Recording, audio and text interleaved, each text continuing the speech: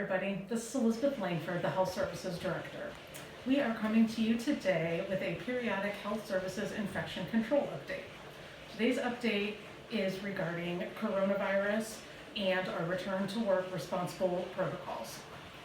5 protocols for all businesses set by the Ohio Department of Health and the Governor's Office include requiring face coverings, conducting daily health assessments, maintaining good hygiene, cleaning and sanitizing, and meeting social distancing guidelines. Today we are going to focus on number 1, requiring face coverings. To be clear, this is a requirement for all IBH employees to wear a face covering when you are at work. The exceptions to this rule would be health conditions that would require a physician's note, or if there would be any standards within the industry that masks would not be safe. At this time, we are not aware of any of those, so it is mandatory. You are allowed to take your mask off if you are in your personal workspace and there's no one else around. For example, an RS sitting at the desk in the house when the clients are at programming, there's no one around. By all means, you can take your mask off. If a client comes in or if another staff member would come into the house, you would need to put your mask back on to have interactions with those other employees or clients. The reason for wearing a face covering is because a lot of times with COVID-19, more and more they're finding that people are asymptomatic, meaning they have the virus, but they don't have any symptoms. They don't even know that they are sick, but yet they can spread the virus to other people. So wearing a face mask is a way to protect one another from infection. If I'm wearing a mask, I'm protecting you from any germs that I might have that I would be unknowingly spreading. Now, please keep in mind that wearing a face mask is not a substitution for any of the other prevention efforts.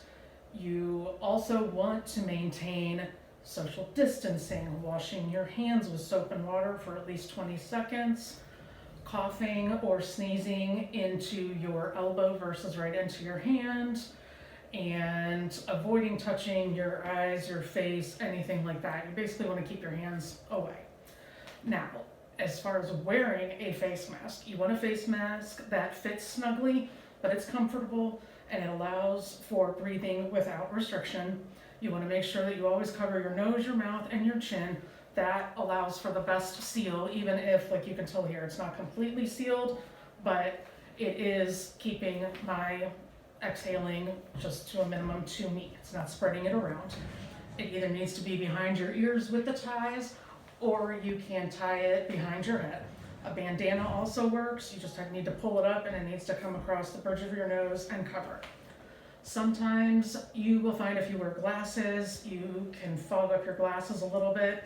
One of the best tips for that is to tuck the mask right underneath the rim of your glasses. That will help hold pressure down a little bit so it prevents some of that exhaling air from going up into your glasses. As far as getting a face covering, all employees have been provided a cloth face covering via health services, and this is through donations from people in our community, donations from people on staff, for which we're very grateful. We are also providing masks to all clients as they are admitted at the front door with their health screening. If you need a replacement mask, we do have a small number of those available, but we are asking that you make it a point to remember to bring your mask with you each shift that you work. You want to launder it when it becomes dirty. You don't want to wear a mask when it's wet.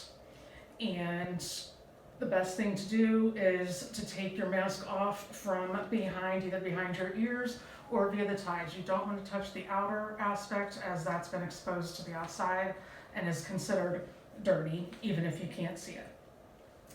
Anybody has any questions, we are going to be providing a do's and don'ts handout with this video that you can view for any and all questions. And if there's anything that is not covered, feel free to contact myself or any of the nurses and health services or a member of your leadership or management team. Thanks everybody. See you next time.